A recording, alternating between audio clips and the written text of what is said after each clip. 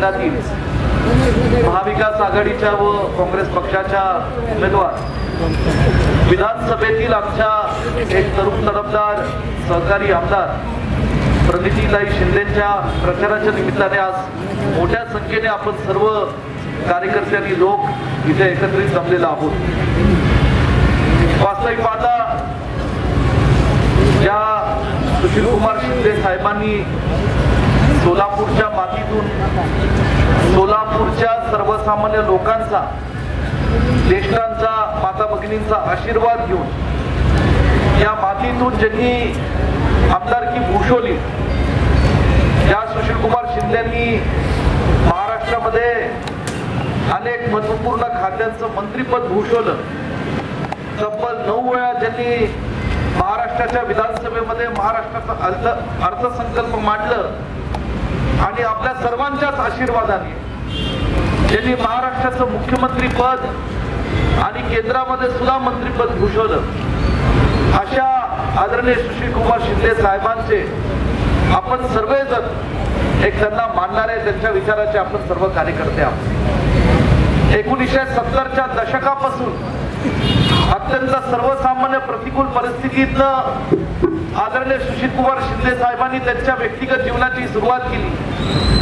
सुरुवातीच्या काही वर्षात पोलीस खात्यात काम केल्यानंतर या ठिकाणी सोलापूरच्या जनतेचे प्रश्न सोडवण्यासाठी सोलापूरच्या सार्वजनिक जीवनामध्ये सार्वजनिक प्रश्नांमध्ये कुठेतरी सर्वसामान्य लोकांना हातभार लागावा मदत व्हावी यासाठी ते काँग्रेस पक्षाच्या विचारातून समाजकारणातलं राजकारणामध्ये आले। तो काळ फार वेगळा होता महाराष्ट्रातल्या राजकारणाचा।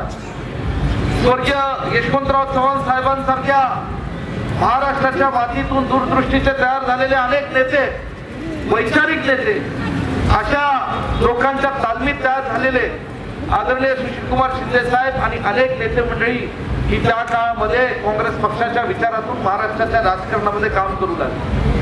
गेल्या 40-50 वर्षाच्या अधिक कालावधीमध्ये आदरणीय शिंदे साहेबांनी जे काम या सोलापूर जिल्ह्यामध्ये उभं केलंय त्या सोलापूरच्या कामाच्या बाबतीमध्ये नेहमीच आज महाराष्ट्रामध्ये कौतुक केलं जातं।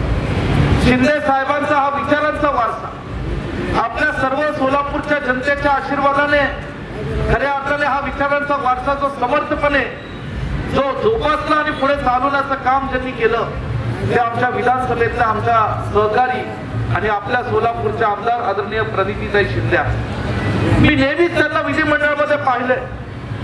सभागृहाचं कामकाज सकाळी 11ला सुरू झालं तर त्या 10-10:30ला सभागृहामध्ये बरोबर आलेले असतात आणि सभागृहाचं कामकाज सुरू होण्यापूर्वी सभागृहामध्ये बसून आजचे प्रश्न सोलापूरकरांचे कुठले मांडायचे, सोलापूरकरांचा पिण्याचा पाण्याचा प्रश्न असो, दुष्काळीचा प्रश्न असो, शेतीच्या पाण्याचा प्रश्न असो, सोलापूर शहरामध्ये राहणारे जे सर्वसामान्य नागरिक आहेत त्यांचे काही प्रश्न असतील हे सर्व प्रश्न आपल्या पूर्वज सभागृहामध्ये कसे मांडायचे, प्रसंगाला नम्रपणे तर प्रसंगाला आक्रमकपणे सुद्धा ते मांडून ते सरकार कुणाचं का असना सत्ता कुणाची का असना ते प्रश्न कसे सोडवायचे अशी भूमिका ही आदरणीय प्रणितीताई शिंदेची एक घेताना आम्ही सातत्याने विधानसभेमध्ये पाहिलं।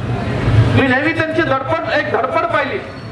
माझे वडील मुख्यमंत्री होते, माझे वडील काँग्रेस पक्षाचे ज्येष्ठ नेते होते म्हणून कधी त्या हवेत राहिल्या सर्व सातत्याने जमिनीवर राहून लोकांच्या मध्ये मिसळून लोकांचे प्रश्न काय हे या ठिकाणी ते प्रश्न घेऊन मंत्रालयात सुद्धा प्रत्येक मंत्र्याच्या सचिवांच्या दारोदारी जाऊन प्रश्न सोडवण्याची भूमिका त्या ठिकाणी प्रणितीताईंनी अत्यंत नम्रपणे पार पाडली।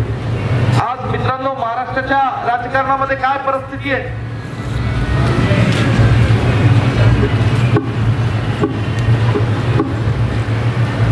आज मित्रांनो देशामध्ये काय परिस्थिती सन 2014ला काही गोष्टींना बळी पडून काही आमिषांना बळी पडून भाजपचं सत्ता ही दुर्दैवाने देशात केंद्रात सत्तेवर आली।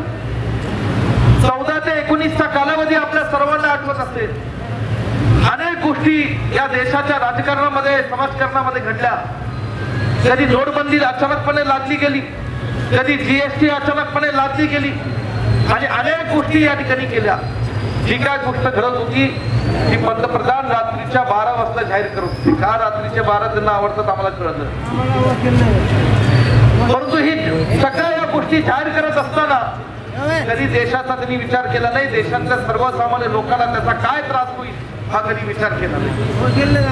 आम्ही घेतलेला निर्णय हा आम्ही देशाच्या जनतेवर लादला तरी काही फरक पडत नाही अशा भूमिकेतला ते निर्णय घेत होते. आपल्याला आठवत असेल त्याच कालावधीमध्ये पंजाब आणि हरियाणाच्या आमच्या शेतकरी बांधवांनी त्यांच्या पिकांना हमी भाव मिळाला पाहिजे, त्यांच्यावर जो अन्याय झाला त्या अन्यायासाठी लढण्याकरता दिल्लीच्या सीमेवर थंडी वाऱ्यात उन्हातानाचा तब्बल 6 महिने ही शेतकरी तिथं रस्त्यावर तंबू ठोकून होती.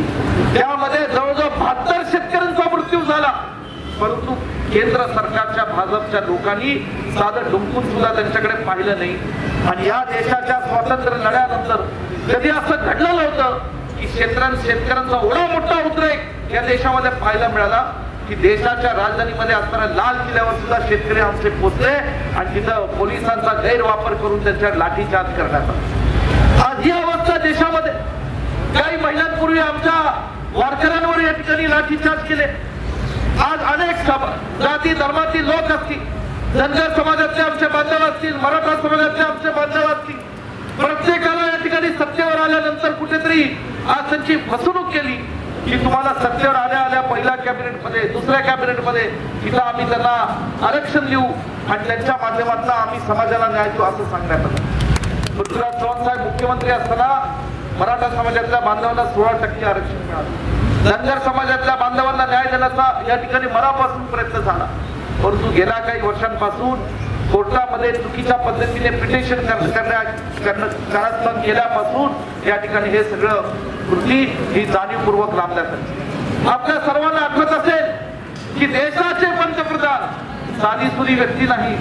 देशाचे पंतप्रधान हे मुंबईमध्ये अरबी समुद्रात आले होते, बोटीत गेले, फार गाजावाजा त्यांनी केला. मुख्यमंत्री त्यांच्या सोबत होते, अनेक मंत्रिमंडळातले सदस्य होते आणि समुद्रामध्ये इतिहासात म्हणजे माझ्या आयुष्यात पहिल्यांदा असा प्रसंग पाहिला की कुणीतरी समुद्राच्या पाण्यामध्ये भूमिपूजन केलं. याच्याचं छत्रपती शिवाजी महाराजांचं स्मारक उभं करायचं, पुतळा उभा करायचा. मला काही विचार लक्षात येईना. मी गेलं 2-3 वर्ष तुमच्यासारखं मी सुद्धा वाट पाहतोय कधी त्या पुतळ्याचं काम सुरू होईल, कधी छत्रपती शिवरायांचं त्या ठिकाणी स्मारक उभं राहील. पण तुम्हाला लक्षात आलं की आपण जेव्हा गावात कुठल्या तरी शुभ कार्याचं भूमिपूजन करतो, त्या पूजा घातल्यानंतर कुदळ मारतो, पंतप्रधान मोदींनी तिथं समुद्रात कुदळ मारली नसेल म्हणून कदाचित स्मारक उभं राहिलं नसेल. हे सगळं बोलण्याचं कारण असं की नुसतं काहीतरी नाटक करायचं, एक प्रसंग निवडणूक आली की काहीतरी करायचं आणि त्या निवडणुकीच्या माध्यमातल्या त्या प्रसंगाच्या माध्यमातल्या वेळ हटण्याची असं या ठिकाणी आज प्रयत्न चालू. आमच्या शिवसेनेचे तरुण सकाळी त्यांनी सांगितलं की प्रभू रामाचं मंदिराचा गाजावाजा त्यांनी केला. अहो माझ्या मतदारसंघात एक गाव आहे, त्या गावात राम मंदिर आहे. ते राम मंदिर 300 वर्षापूर्वीच, 300 वर्षापासून त्या गावातले लोक, आम्ही आमच्या तालुक्यातले लोक मोठ्या श्रद्धेने आस्थेने त्या ठिकाणी जाऊन पूजा करतो. परंतु आज ज्या पद्धतीने या ठिकाणी अयोध्यातलं मंदिर उभं करत असतात जणू काय आम्हीच त्याचे मालक आहोत, ज्या पद्धतीने त्यांनी वागणूक केली की देशाला या ठिकाणी आपल्या धार्मिक आणि राजकीय संस्कृतीला शोभणारी नाही. आज महाराष्ट्रामध्ये काय घडतंय? ज्या बाळासाहेब ठाकरेंनी शिवसेनेची स्थापना ही मराठी अस्मितेसाठी केली, ज्या स्वर्गीय बाळासाहेब ठाकरेंनी मुंबईमध्ये महाराष्ट्राच्या कानाकोपऱ्यात सर्वसामान्य शेतकरी कुटुंबातली जी तरुण पिढीतले लोक मुंबईच्या कामगार मिल्स मध्ये काम करत होती, गिरणी कामगार म्हणून काम करत होती, त्या गिरणी कामगारांचे प्रश्न सोडवण्याकरता मराठी अस्मितेकरता शिवसेनेची स्थापना केली. तो शिवसेना पक्ष सुद्धा अत्यंत चुकीच्या पद्धतीने, वाईट पद्धतीने हा फोडण्याचा काम सुद्धा सत्ताधारी पक्षातल्या नेत्यांनी केलं. तिथं हौस भेटली नाही. महाविकास आघाडी एक मुठ म्हणून चांगल्या पद्धतीने काम करत होती. उद्धव बाळासाहेब ठाकरे या ठिकाणी आज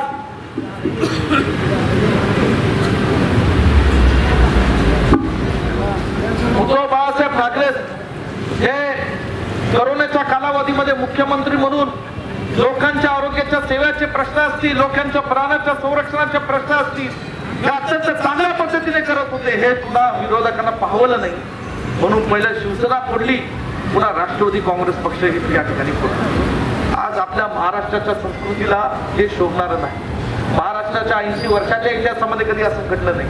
आणि आज प्रचंड मोठी निराशा, चीड महाराष्ट्राच्या जनतेमध्ये इथे उभी झालेली आहे. आणि म्हणून मला तुम्हाला सांगायचं आहे, महाराष्ट्राच्या जनतेमध्ये सुप्त लाट आहे.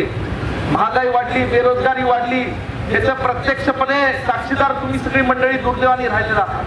किती महागाई वाढली, किती बेरोजगारी वाढली, महाराष्ट्रातले उद्योग जाणीवपूर्वक गुजरातला कसे नेले जातात हे सुद्धा आपण या ठिकाणी गेल्या काही वर्षांपासून पाहिलेलं आहे. आणि मग या सगळ्या गोष्टींचा बारीक विचार केला पाहिजे. सोलापूरच्या एकीकडे शहर आहे, दुसरीकडे ग्रामीण भाग आहे, त्यात सुद्धा दुष्काळी भाग आहे. दुष्काळी भागातल्या शेतकऱ्यांचे पिण्याच्या पाण्याचे, शेतीच्या पाण्याचे प्रश्न आहेत. उजनी धरणातल्या पाण्याच्या बाबतीतला सातत्याने भूमिका लोक घेतात, बोलतात, प्रत्यक्षपणे करताना त्या ठिकाणी आज एक आक्रमक असं लोकसभेचं या मतदारसंघातलं नेतृत्व त्या ठिकाणी पाहिजे. म्हणून या ठिकाणी आज प्रतिनिधी आपल्या सर्वांच्या समोर आलेले आहे. आज सगळ्या प्रश्नांची त्यांची जाण आहे. आमची भगिनी तुमच्या सर्वांच्या आशीर्वादाने मला खात्री आहे की सोलापूरचा कुठलाही नागरिक त्यांच्याकडे गेला तर तो रिकाम्या हाताने परत कधी येणार नाही, हा विश्वास या ठिकाणी सांगण्याकरता मी आपल्या सर्वांच्या समोर इथं आलो. लोकांच्या सुखदुःखात सहभागी होणारी आमची ही भगिनी. आणि म्हणून आपण सर्वांनी त्यांना आशीर्वाद द्यावे, त्यांना साथ द्यावी ही विनंती करण्याकरता खास सांगलीमधलं मी आलो. इथं आल्यानंतर स्वर्गीय भारत भालके नानांची आम्हाला सर्वांना खूप आठवण. माझे वडील स्वर्गीय पटकरावजी कदम साहेब राज्यात मंत्री म्हणून काम करत असताना नानांचे त्यांचे फार जवळचे संबंध. नाना नेहमीच त्यांच्याकडे सातत्याने विधानसभा मतदारसंघातल्या लोकांचे, सर्वसामान्य लोकांचे प्रश्न घेऊन येत होते. आणि नानांचा स्वभाव असा होता की मी स्वतः पाहिलं डोळ्यांनी की एखाद्या मंत्र्याकडे गेले तर त्यांना, नानांना कुणाची अपॉइंटमेंट कधी लागत बेधडकपणे कुठल्याही मंत्र्याच्या खोलीमध्ये, कुठल्याही ऑफिसमध्ये जात होते. माझ्या मतदारसंघातल्या माझ्या लोकांचा प्रश्न ते सांगत होते. आणि सर्व मंत्री, सर्व या ठिकाणी आज त्यांच्याकडे प्रेमाने त्यांचा आदर राखून ते प्रश्न सोडवत होते. असं एक त्यांचं काम होतं. तुम्ही सगळ्यांनी त्यांना साथ दिली, आधार दिला. आकस्मिक त्यांचं दुःखद निधन झालं. आम्हा सगळ्यांना महाराष्ट्रात फार मोठा धक्का बसला. कारण मी सुद्धा नुकताच विधानसभेचा आमदार झालो होतो जेव्हा माझ्या वडिलांचं दुःखद निधन झालं होतं. आणि त्यावेळेस भारत नानाबरोबर मला थोडंफार काम करण्याची संधी मिळाली. अनेक आठवणी त्यांच्याकडून सुद्धा माझ्या वडिलांच्या मी सातत्याने ऐकत होतो. एक असं आपल्यातलं नेतृत्व केलं. पण आज त्यांच्याच विचारांवर, त्यांच्या पावलावर पाऊल ठेवून आज भगिनीचे या ठिकाणी तुमचा आशीर्वाद घेऊन काम करण्याचा प्रयत्न करतात. कधी कधी राजकारणामध्ये काही गोष्टी होतात भगिनीची, तुम्हाला सांगू इच्छितो, पराभव होत असतो. मला सुद्धा 2014ला पुण्याची लोकसभा लढायला लावली, मला सुद्धा पराभव झाला. हे होत असतं कधी कधी. पण पराभव ही यशाची पहिली पायरी असती. येणारा काळ हा तुमचा राहील, प्रणिती शिंदेचा राहील, काँग्रेस पक्षाचा राहील, महाविकास आघाडीचा राहील, हा विश्वास या निमित्ताने तुम्हाला देतो. तुम्ही सगळी मंडळी आज चांगल्या पद्धतीने या ठिकाणी काम करताय. पुढच्या 4 महिन्यानंतर महाराष्ट्रामध्ये विधानसभेची निवडणूक होणार आहे. आज महाराष्ट्रामध्ये जे जनतेमध्ये चीड आहे, ते चीड कुठेतरी आपल्या सर्वांना या ठिकाणी आता मतपेटीच्या माध्यमातून व्यक्त करायला पाहिजे. आणि म्हणून प्रणिती शिंदे काँग्रेस पक्षाची आमची ही भगिनी आज लोकसभेची निवडणूक लढतीये. आदरणीय श्रीमती सोनियाजी गांधी, राहुलजी गांधीची साथ त्यांच्या पाठीशी गंभीरपणे उभे आहे. आणि तुम्ही सगळे या ठिकाणी त्यांना मतदान करून प्रचंड मताधिक्याने निवडून येऊन सोलापूरची सेवा करण्याची संधी द्याल. एवढंच या ठिकाणी